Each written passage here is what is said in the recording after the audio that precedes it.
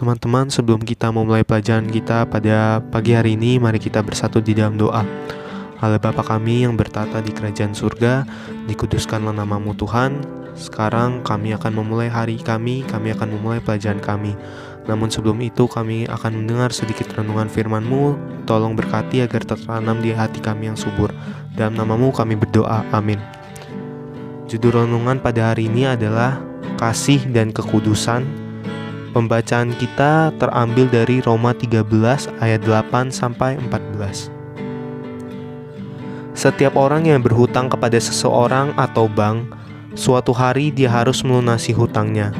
Bila tidak, dia termasuk orang yang tidak bertanggung jawab dan berusaha mengabaikan hutangnya. Serta hutangnya pun akan terus berbunga dan bisa mencekik leher.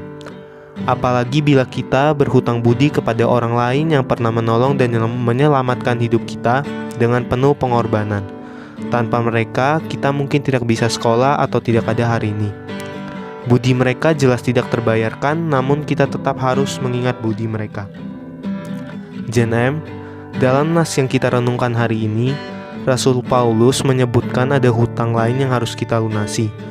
Ini bukan berupa berhutang budi kepada orang yang telah menolong dan menyelamatkan nyawa kita, tetapi tanggung jawab kita untuk menyatakan kasih kepada orang lain.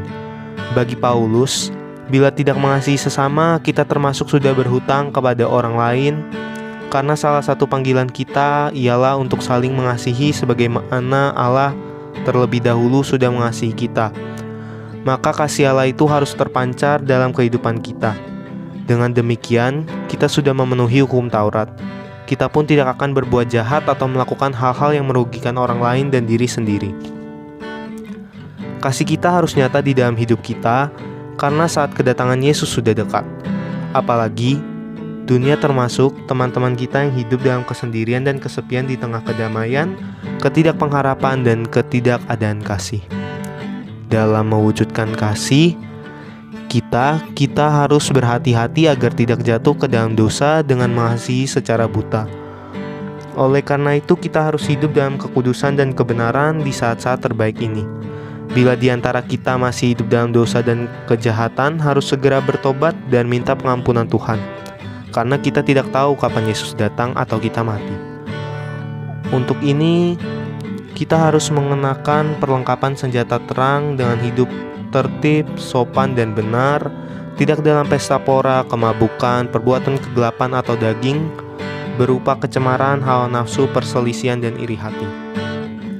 Gen M, kita sebagai anak Allah harus menyerahkan anggota-anggota tubuhmu kepada Allah untuk dipakai sebagai senjata-senjata kebenaran, bukan kelaliman.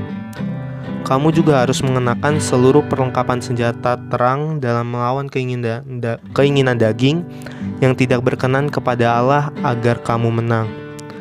GNM, mengasihi dan memedulikan orang lain itu memang penting karena merupakan perintah Tuhan. Namun kita tetap harus hidup kudus agar kita dapat mengasihi dengan murni, tulus, ikhlas, dan dalam kebenaran. Mari kita bersatu dalam doa. Allah Bapa kami yang berada di kerajaan surga, kami sangat berterima kasih setelah mendengar renungan ini. Kiranya kami dapat menjadi pribadi yang bertumbuh lebih baik lagi dengan pengenalan akan firman-Mu setiap hari lagi. Dalam nama-Mu kami berdoa dan mengucap syukur, amin.